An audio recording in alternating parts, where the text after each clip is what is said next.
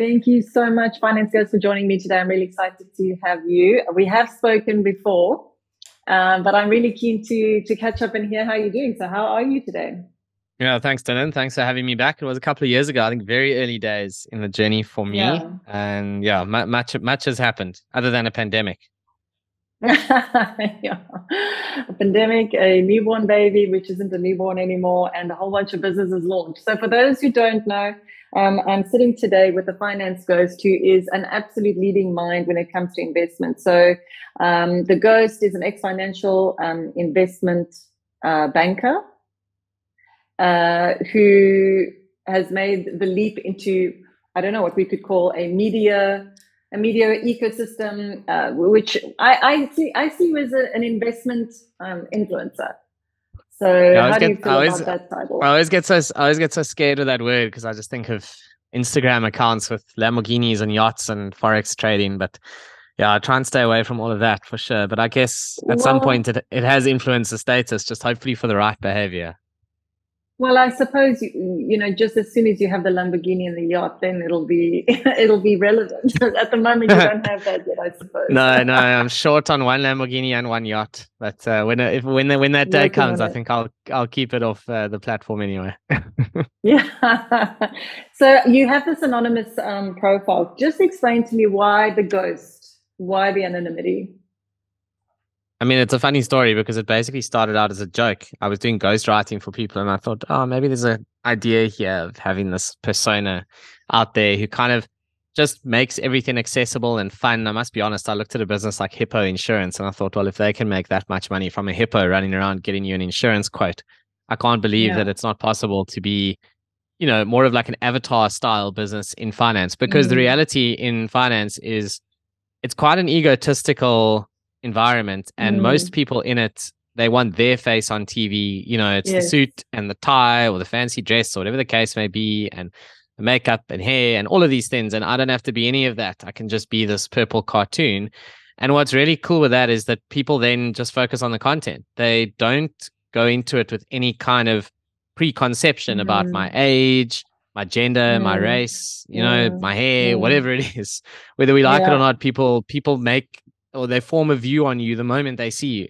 But when they see a purple Mm, ghost, they don't know what it is. It just completely diffuses it, and they actually listen or read instead and enjoy it. And of course, the name is really, so ridiculous that it becomes memorable. The concept is utterly absurd that it becomes memorable. And what's really cool is in times to come, it's a bit like the Stig. It's like, was it always the same guy driving? No. So is it always going to be me doing every piece of writing? oh, Probably not. genius. That's starting to change. So yeah, Genius. we'll see where it ends up. I think there's been a lot of luck along the way, and I'm glad it's worked out. Yeah, I think luck, as long as coupled with a very high IQ and a lot of hard work. But I love the ghost because I think there is this juxtaposition in your brand and in your style between the weightiness of the content, but also the lightness that you bring to it. You make it so consumable for the every person, the lay person. So maybe just talk us quickly through your ecosystem before we jump into my questions that I have for you. Just tell us a little bit about all these different startups that you've got going. Yeah, so I've got 4 startups, one of whom is a human. He's my favorite. And then I've got 3 startups that are businesses, and I try not to pick a favorite there. So one of them is Ghostmail, which is a daily mailer that gets opened every day now by over 45,000 people, around 80 to 90,000 unique people a week. So it's pretty big now. And basically what that does is it sort of runs through, what were the biggest stories on the market from the prior day. I share really cool podcasts with people. I've got a bunch of brand partners in there that bring other sort of thought leadership and market updates to the audience. So that is very much a financial media business, just a newsletter led strategy. So it's sort of bang up to date with where the world has gone, more by luck than design, to be honest with you. And I'm just glad that's kind of worked out. And it's for anyone who's like remotely interested in the market. Ultimately, I throw a bit of humor in there. I mean, I pretty much just write how I am as a person. I try not to take life or myself too seriously. And I think that comes through in the writing. And for those who are starting to move up the curve and want to understand more, the second startup is a business called Magic Markets, which is a podcast led business, and that is with a partner of mine, Mohammed Nalla. So he had a bunch of very senior roles in financial institutions in South Africa. So he's got a wealth of experience. I may or may not, once upon a time in my life, have been his coffee fetcher in a certain bank somewhere. But we go back a long way, and the good news is we really work well together. Always tough to do business with friends ultimately, but we make it work. And basically, that is for someone who wants to take things a lot more seriously, really start to delve into investment concepts, because it gets super technical, right? And then for those who are very serious about it, there's a free podcast you can listen to. And for those who are very serious about it, there's a weekly premium subscription podcast called Magic Markets Premium. And there we do a report and podcast on a different global company every week. So this week we covered Meta, last week we did Netflix, not because we always do tech, it's just they've recently reported earnings, but rather because we focus on what is topical at the time. And the third startup is a business I'm very passionate about called Bizval. I've got 2 co-founders in that. And our dream is to give entrepreneurs access to valuations of their businesses that are obviously as accurate as possible and at the lowest cost possible. So in my investment banking days, I used to do lots of valuations and deals, and I took that expertise and used it in building the back end algorithm for this thing. And we've tried to make it as simple to use as a front end as possible, so that any entrepreneur, normally if you go to an audit firm, whatever the case is for evaluation, you're going to spend an absolute fortune, literally tens of thousands of rands. With this tool, our most expensive offering is 10,000 rand for a concierge, which is our personal touch on it. If you do it online automatically, you're paying literally a couple of grand and you're getting a pretty accurate answer. So it's something we're very proud of. The whole ecosystem ultimately is about taking complicated financial matters and making them accessible to people. And you can kind of see that thread coming through on all those businesses. Exactly. I was just about to comment on that. I think your 4 pillars for me are for entrepreneurs or people obviously looking to invest: simple, affordable, and accurate. So if I just go simple, affordable, and accurate, that is basically what sums you up, because even your premium podcast is really dirt cheap. It's like 99 rand a month or something. Yeah, it's way too cheap. So everyone wants us to make it more expensive. And at the end of the day, perhaps foolishly, we believe that one day we'll have 10,000 South Africans who are signed up for it, and then we won't be sad about getting 99 rand from each one. Long way to go to get there. But, I spent my whole life trying not to get shut out for financial exclusion, and I'm not about to perpetuate that issue now. So, if someone can take 99 bucks a month and get access to world-class research, then that's great. And it's just about showing that to people and getting enough of them to actually give it a go. I mean, that's literally less than a coffee a week. And you're getting it. I know. What is it? $5? Something ridiculous. Yeah. No, it is. It's incredibly affordable. There is a price quality in my mind as a marketer. Price quality association was drummed into me when I studied, and I have learned, because I come, I think, from a similar background to you. I've always wanted my agency to be super affordable and to be able to literally help everybody who comes to me. And as I've been in business now, this is our 11th year in business. This month we're celebrating our 11th birthday. Congrats. And as I've been exciting. Thank you. I've started to make my prices a bit more expensive and to turn business away, which is where I've always wanted to be at, because at a certain point we just our ecosystem, our teams become too big. My staff are too expensive. I can't offer it at those rates anymore. But I do love that you are so affordable and accessible. I just don't know when when you have time for all of these things and yourself. That's the problem. Look, the one thing that's interesting with Magic Markets is the amount of time that Mo and I currently spend on it. It's going to be exactly the same amount of time in 3 years' time when the subscription base is 10 times larger. It's not going to be a single second more time that we need to spend. Yes. So at the moment, we're investing heavily. I mean, if you work out what we're making versus the time we're spending, we're definitely subscale. But we do believe that long term that won't be the case, and one day it'll be, you'll look at what we're making per hour of our time, and it'll be hilariously good. So it's just about, I think when something can absolutely scale, you can get away with better pricing. But for sure, like in an agency business, as you grow, you need to start charging more. That's just how it is. It's the worst business for scalability, because, as you grow, you have to hire more. And as you become better, your staff become more expensive. And it's just like a really difficult thing to make profitable. But let's chat about exactly that topic. So you spend a lot of your time analyzing businesses, and in your view, give us some nuggets for the small, maybe mom and pop entrepreneur, the startup entrepreneur, the medium company, and maybe even your larger company. I don't know if you've got, like, what are your top tips for success? What do you notice in these companies that are doing well, like key things to take away?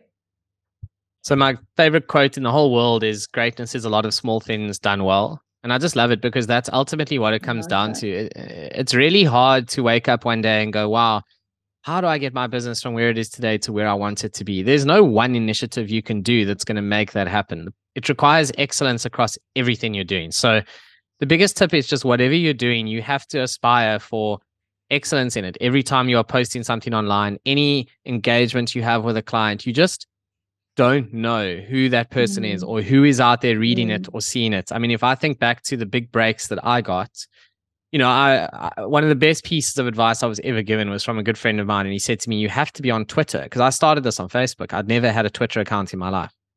And he said, the finance community is all on Twitter. That's where everyone is. You've got to be there. So I had no idea how Twitter works. Anyway, so I figured it out over time.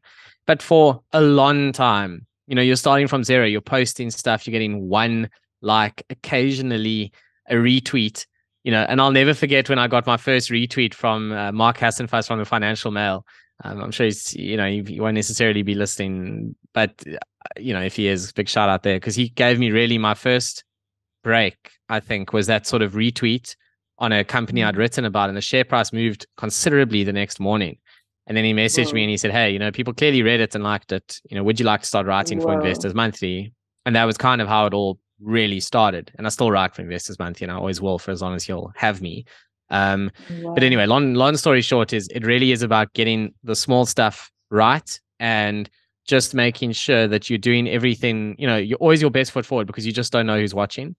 And the other tip is just build the most resilient revenue base you can. You know, you can never rest on your laurels and think to yourself, oh, this is working, it's all going to be okay. Sadly, it's sometimes not okay. And I think that's my success, and also my biggest failure, is having, you know, these three irons in the fire. Well, I mean, I can't say it's a failure because all three are working. It feels like a failure in terms of work-life balance. It is. It's a complete fail. But it's hugely successful in terms of three businesses that are achieving product market fit. And if all three of them carry on with this trajectory, then, you know, it is going to be one of those laughing in a Ferrari situations one day, like, you know, thinking of the times when I worked until, I can tell you now, it's a Thursday. The last 3 nights I've not been to bed before midnight, and I started each day at 7 a.m. It's not sustainable. Yeah. But, you know, you got to do what you got to do. I have a thing. I've tried multiple businesses because I think as an entrepreneur, I'm a natural born, also an ideator. It's one of my giftings. And so it's easy for me to just come up with an idea, come up with an idea, or I'll meet someone, they have a great idea, and I'm like, I want a business partner with you. And it's never worked. It's never worked. I do not have the energy you have or the commitment that you have to work that hard. So my thing that I always say to entrepreneurs is, do one thing and do it well. And you're doing 3 things and you are doing them exceptionally well, which is why you're not sleeping. But I get what you're doing. You're building something. You have a clear vision and your clear strategy, and you really are excellent. I mean, I don't know how you do it, but not one of your mailers has ever come out that's been substandard. You never have an off day. But I think it's your work ethic and your commitments and your spirit of excellence. So I have no doubt. That's very kind. Sometimes I write those mailers at 11 p.m. at night after a very long day. So I'm glad that I'm glad you think that, because sometimes I read them and go, oh, this could have been better, but it's not midnight. Anyway, but it'll get there. That's my thing. I was going to say, I think what keeps me sane is, yes, it's 3 separate businesses, but they're all in finance and they do all have some kind of common angle to them. So what I haven't done and what I will stay away from is, you know, if someone wants to open a restaurant, it's no. You know, I like stuff like that, like businesses that are just completely unrelated to what I'm currently doing. I just wouldn't get involved in at this point in time, because your headspace just becomes impossible. Like you just never switch off. I mean, I do never switch off as it is, but obviously I hope to one day get there. But when you just have too many different things going on, you've got no chance. I do also, according to my wife, at least have ADD, which I think is probably a superpower in this case, because otherwise I would just get bored anyway. I can't sit still. I just physically am not able to. I have the same thing. I struggle to not fidget, and I struggle to rest. I literally, I go into this weird space. Like, what should I be doing? I don't have anything to do. What should I do? Okay, I'm in a garden. Okay, I'm going to clean. It's like, I still am striving to enter a place where I can just be. So yeah, I haven't achieved that yet, but that is my goal. Yeah, that is a skill in and of itself. Absolutely. Yes. Yeah. So yeah, sometimes I'll force myself to just sit and like watch people or go to a restaurant alone because I'm an extrovert and it's terrible for me to be alone. And so I force myself to be out of my comfort zones. But yeah, that doesn't come naturally. Yeah, my switch off time is with the little one, and well, not that that's a switch off, but that's just my focus time. And I think compartmentalizing is key. It's like when when I'm doing this podcast with you, I can't be sitting here thinking, "Oh, I've got a webinar later with Easy Equities, and I need to be prepped for that, and I've got something I need to do for Bizval, and I've got something I need to do for that." You will lose your mind. You have to be present in whatever it is you're doing, and then be present in whatever the next thing is you're doing. Otherwise, you will not make it as an entrepreneur. You will not. I do struggle with that. I do struggle with multitasking and giving multiple attention to multiple things at once, as opposed to just sitting down and locking down. Like yesterday, I wrote this intense blog, 2,700 words between meetings here and there.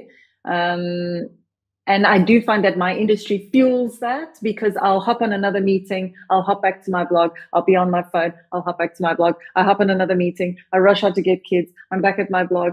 So there is this sort of hyper activity that goes on, but it's not healthy and it's not positive. And I'm busy trying to block out time. And like Yoda says, there is no try, there is only do. So I am not trying to block out time. I have blocked out time in my calendar from next week for book writing, because I want to write a book. Do you have any plans on writing a book? You should write a book. You're amazing. Yeah, so it's cool you say that. So yes, I would like to at some point write a book. Heaven only knows when or how. I mean, it'll happen one day. It's weird. It's like one of my stupid dreams is to have a published book, not because you make any money from it, because you don't, but just, I don't know. I've just always thought, I've always loved reading, and clearly, and English was always my best mark in high school. I just thought to be a published author one day would be cool. But yeah, I don't know. It's just time. Yeah, I could definitely do it. It's just time. But I'll get there. You definitely don't have time right now. I will get there at some point. I need a ghostwriter. It's like Ghostception. You need ghosts within ghosts, and then yes, but there's a problem when you're a good writer. No one will ever write like you, and you'll spend so much time editing it. The best thing is actually I thought that almost structure them as blogs. Almost the past 2 weeks, I've started working with a new writer now, and she is. One day when I'm big, I hope I can write half as well as her. She is unbelievable. She is brilliant. So I know her well. She is amazing. And we're not going to share her name because we don't want anybody else to use her. No, exactly. So it's good to work with really cool, really talented people, and on the marketing side as well, as you mentioned. Then I've got someone who's also helping me with writing actual like blog content and that kind of stuff, and being able to just brief her with like a few bullet points on, hey, here's what happened in the world of finance yesterday, or here's what this company did, and she spectacularly manages to come up with the imagery for that post and get it back to me, and it's brilliant. So starting to realize you can scale this stuff.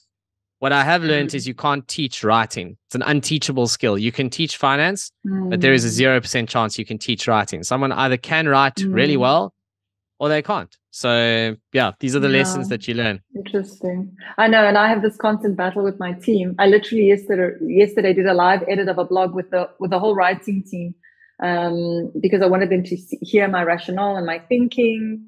I think you can become a better writer, and I do think that reading improves writing. I think the reason I can write is because I am a prolific reader. Is that the word?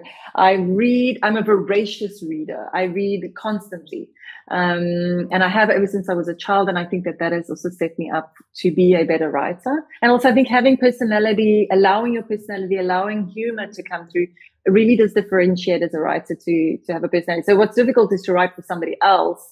And to let that humor come through. I think that's the main thing that I've always struggled with is. Yeah, that is tricky. I always think there's two great gifts you can give a child. One is to teach them that books are awesome, and the other one is to teach them how to play chess. If you can get those two things right, then school is going to be very easy. Good. Then I should be okay with that. My kids are better at chess than me. I've never been great at it, but There we go. There's no better way to yeah. develop your maths and logic than chess. Good. I'm making all these notes. I've already written down Biswell, and you mentioned in our pre-chat, that you've started playing tennis.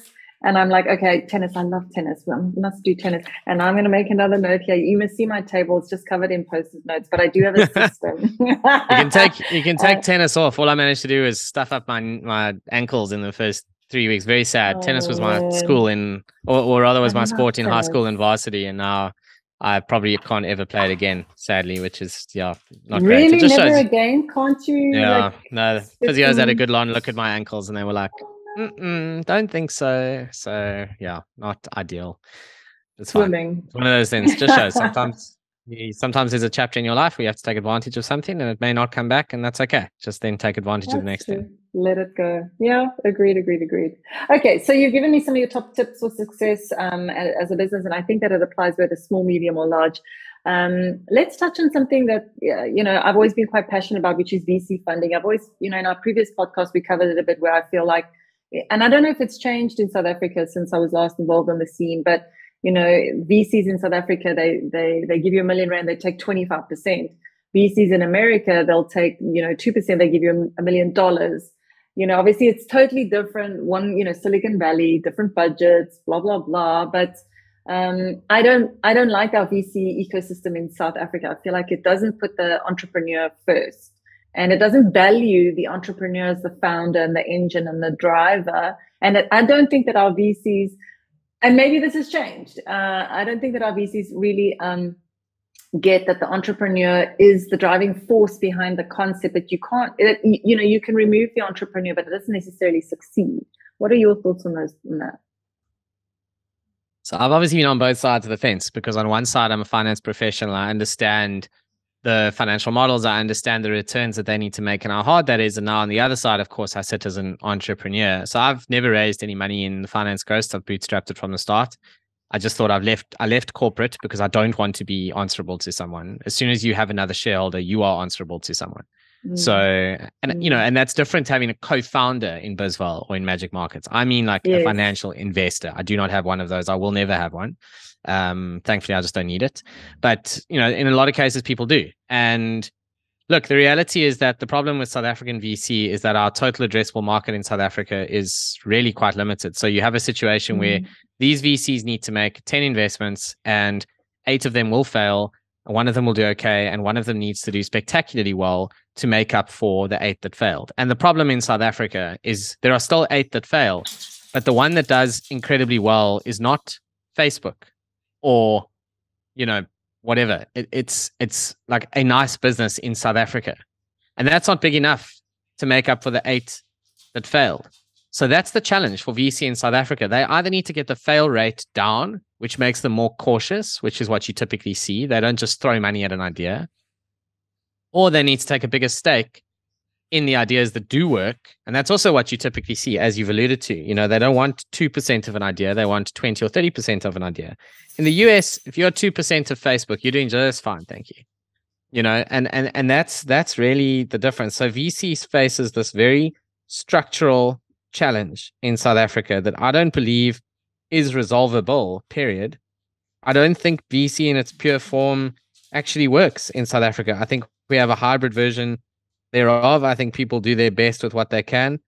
But the reality is you just don't have access to finance that will back an idea on a whiteboard and give you millions and millions on end to go off and have a go. Funnily enough, in the US, that is also changing. The easy money is not available anymore. Interest rates are higher. Inflation is higher. VC has been smashed in the last year and a half. It's interesting. I wrote something for Financial Mail, probably, I don't know now, it must be like 9 months ago now, where I actually wrote about exactly this point before anyone was talking about it, which is how the macroeconomics is going to kill VC in the US. And it's happening. It has happened. Oh, wow. And it's making it a lot harder to raise money. Very much so. When interest rates are low and money is cheap, then people can have a punt. Then you can take a big chance on someone's business being very valuable 5 years from now. But when that cash is burning every month, then suddenly you start to think, yeah, that's a great idea, but how do you make money with it this year? And then VC looks very different, right? Yeah. And in a lot of investments, you need a fairly long runway, a couple of years. And then a lot of the time it needs to be extended even more and further and further and further. It's a very long-term investment to make something profitable and succeed in a lot of cases, you know, so it is very much a commitment. And a lot of the VC stuff, the entrepreneur thinks, you know, okay, cool, I'm going to raise money because I need to earn a salary and I need to live. And, you know, I'm so great and I'm so clever and I'm all these things. Reality is actually very different to that. If you are that clever and all of those things, then you're going to need to figure out how to generate that income for yourself while building the business. And it can be done. People just don't, or a lot of people just aren't willing to do the hard yards of having the consulting gig alongside building the business. You know, 8 hours a day as an entrepreneur is a complete farce. It's not going to happen. You need to go into this knowing you are going to work all the time for a very long time. And so I always recommend to people that they read Shoe Dog, which is the story of Nike. Because I love that book. Shoe Dog is great, right? Because the founder of Nike worked as an accountant for a very long time while selling the shoes. Because that's what he had to do. He was from a time before crazy VC. You know, Nike was started a very long time ago. And I always say to people, that's actually real life. That's what it really looks like. Not, hey, we are 3 kids from Harvard who just raised a fortune in our, you know, seed round. That's rubbish. That is not going to last forever. It's impossible. And so you know, there's some really good lessons from Shoe Dog about don't be shy to, you know, start as a side gig so that your salary is covered while you get the initial months done and you make the initial mistakes. It's risky. And often you have to just, you know, not tell anyone, don't do anything stupid, like compete with your employer. But if it's something unrelated, then, you know, sometimes you got to take a risk. You got to get this thing off the ground without telling anyone and keep it on the down low. It's hard. The stuff is not easy unless you're a trust fund baby, unfortunately. Well, I think if I was a trust fund baby, it would be so divine because like I love hiring people. I would just have like so many people hired and it wouldn't have to be profitable, but the big crunch is the balance between what am I charging, what am I making, tracking. It is insane, and that's why you know, being an entrepreneur is so different to being employed. As if you're employed, you literally look after this one area. An entrepreneur, you carry the whole can. You have to be brilliant at everything. You have to be comfortable with everything. You know, like numbers, I've never been my forte. And it's something I've had to really just grow into is understand, you know, building myself these dashboards in Excel. And so, but speaking about that, let me just ask you about some of the top things that you look for in a company when you want to invest. Like what are signs of a healthy company? You know, how important is the person behind the helm? Do you look at the CEO? Do you look at the management team? Like what are the success factors, the big metrics that you look at, your big pillars before you, or your big boulders before you go down into more granular stuff? So it massively depends on where the business is in its life cycle and how established it is. So CEOs make a huge difference in startups. Obviously, it's generally the founder. There are listed companies where the CEO makes very little difference, and there are listed companies where the CEO is absolutely critical, right? So, for example, in Meta at the moment, Mark Zuckerberg is quite clearly doing whatever he wants, like with the metaverse and everything else. He is the key guy there, and if you don't like him, you cannot possibly be a shareholder there. It's just how it is.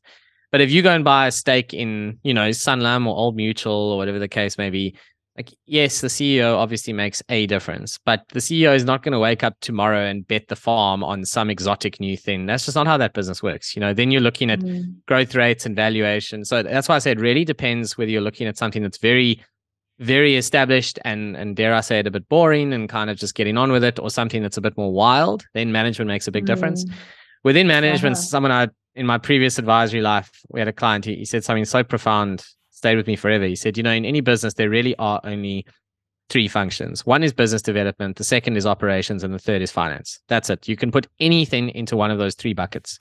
And when he invests in something, he always looks at the CEO and figures out, okay, what is this CEO's strength? Ultimately, is he or she really good at sales, or like more of a financial person? You know, your typical scenario where a CA is the founder, or someone who's very strong operationally. He reckons most people can really only be good, like great at 1, good at 2, cannot be great at all 3. It's just impossible. And then he looks for, you know, the blind spot. So for me, for example, I'm good at business development and I'm good at the numbers. I'm extremely horrible at ops. I hate admin, truly hate admin. So my first formal hire in the business would need to be a COO. That's actually what I need. I need a chief get stuff done officer. That's my personal blind spot. Whereas, for you, Dylan, it might be someone very financially strong, because that may not necessarily be, a strength for you. And so the idea is to try and figure out what are my blind spots and then hire to fix them. Because otherwise you just end up hiring your strength and then you're paying someone else's salary to do what you should be doing anyway. So with management, that's important. And then the other stuff that obviously makes a business great, it's all the stuff like the product, the unit economics, which is how much you make for each additional product you sell. How well are you managing your expenses? Is the cash actually landing in the bank account? It doesn't help if you have all this great stuff and you can't generate cash flow. That's critical, obviously. Growth trajectory, how big can this thing get? And people forget about, the offshoots. Like, what can you add on to your existing brand or business that can actually give you a whole new way to grow versus just carrying on with what you're doing? I always think it's a lot easier to get the first 20% of an economic profit pool than it is to get the last 20% of the one you're already in. In other words, it's easier to grow into something new and get a piece of the action as opposed to being the absolute killer market leader in the one you're in right now. So those offshoots are actually quite valuable from time to time. And then just realistic targets. I think just someone who's sat down and gone, okay, I actually have a realistic view on what my business can achieve. I have a model that shows, what that's going to look like. I understand the numbers and go from there. I love it. I absolutely love it. Yeah, I recently did a course with Craig Rodney, Agency to Exit, because he basically just taught myself and my business partner, Michael, just some of the big pillars of, running a service-based agency business. And I think that's also one of the things that he highlighted is, CEO, that's me. I need to be focused on business development. And luckily that isn't my gifting. And operations, definitely not my gifting. So we've got somebody internally who's really great at that, who's busy building all of these structures. And we don't have our own financial director yet. We've got a great supplier that fills that role. But yeah, it is insane trying to get all the knobs and the dials in the right place and moving people into the right place. But I think the main thing that I do is I grow people. I develop people. That's actually, and the byproduct is we do work as well. Like, we do work for our clients, but my main focus, and I think your main focus, is like helping people make investments, maybe for better financial security, or what is your why? Have you worked that out? I think it's not even financial security for me. It's just helping people bridge the education gap, because very few people studied finance at varsity. And that is no measure of whether or not you can be a successful entrepreneur or successful with your own money. It's just giving people a chance to learn outside of a formal academic environment. I guess that's really what it comes down to. I'm very passionate about entrepreneurs. I'm very passionate about people who want to grow themselves. I always believe if someone wants to be more than they are today, they need to have access to the tools to allow that. You can never force someone to want to be better than they are today. That's just how it is. You cannot force someone. I've tried before. It doesn't work. But, what you can do is you can give tools to people who want to get up the curve. And that is the why for me, is to supply those tools. And it's just the loveliest thing to see how people, they love the brand. And I don't think there can be any better reward than when you've created something that people love. They really do. My guilty pleasure is when someone recommends me to me without realizing it. Oh, have you read Ghost Mail? I'm like, yeah, no, I do read that every morning. That kind of stuff is just, those little moments keep you going at midnight. Sometimes you need to think about those moments. Yeah. Yeah, I love it. You're there for people, and that's the main reason that we exist. I think everybody feels better when they're helping someone. I don't think it's just a certain personality type. I think we're wired to feel fulfilled when you are helping somebody up. And I think more people, not everybody necessarily recognizes that, and yeah. And I think that it actually makes a better world, better place. But it does take, it does mean that you're maybe not going to be the most successful, making the most money like other companies out there who are a little bit more cutthroat, or people are a bit more cutthroat. So, but speaking about that, tell me your ideas about exiting a business. So, I recently, I always had this dream, because I've been, indoctrinated through the whole Silicon Valley business model, that you aim for the profitable exit. But recently I've changed my mind, and I'm now aiming just for a high functioning laziness, where I basically hardly have to work. I just pop into the business, it runs, I get my money, I just show up every once in a while, and this is kind of my retirement plan. That's my business. That's my exit plan now for the business. But what are some of your ideas around exiting a business? So building a business for exit is something different to building it for yourself or for income or whatever the case may be. You have to have succession planning in place. That is the reality. If the business can't exist without you, it's worthless. It's a very hard thing for people to hear. The Finance Ghost equity is worth rand 0 right now, literally 0. Because if I get hit by a bus tomorrow, it's gone. It's worthless. It makes a lovely income, but the business, if I sold it today, is literally worthless. So, building a business for exit is something different. You've got to have something that can stand on its own feet, that will allow you to go off and retire and disappear. And very, very few people actually get that right. We all like to think we're building something of great value. Yes, we're building something of great value to ourselves, but whether or not it's of great value to someone else is a completely different measure. And I mean, there's so much to get into, but I would actually point people who are interested in that. We do these series of webinars on BizVol. We've got so much stuff there. We did a whole webinar just on this, on the importance of actually building something that is separate from you. And I use the analogy of the toddler and the Labrador. There's an article on the BizVol site about that. The toddler is always trying to break away from you, and that's what your business needs to be. It needs to be something that's trying to break away from you as the founder. It's like, let me go. I don't want to hold your hand. I want to run. I want to fall by myself. Whereas the Labrador never leaves you alone. It's there, licking you while you're watching TV and slobbering on your lap. That's the way we treat our businesses, and it's completely wrong. We need to treat them as toddlers. We need to let them run away and fall in the mud and have a little cry and run back to daddy and mommy and be okay. But we don't do it. We treat them as Labradors. Agreed. And that's why it's so hard to sell a business. So yeah, those are some of the things that people need to think about. You have been absolutely amazing. Thank you so much for your time, Finance Ghost. I really appreciate it. I know how valuable your time is. And I would highly recommend that people subscribe to your podcast if they want to know more about investments and demystifying finance, and especially with regards investments. So guys, I really want to encourage you, subscribe to Magic Markets. $99. It's free. Basically, it's free. It's like the cost of a cappuccino. And you never know, the price might go up. And if you sign up now, maybe it won't go up for you. So thank you guys so much for watching this show. And yeah, definitely reach us, the Finance Ghost, if you've got any questions. Thank you so much, Finance Ghost, for your time. Thank you, Dylan. Thank you very much. It was fun.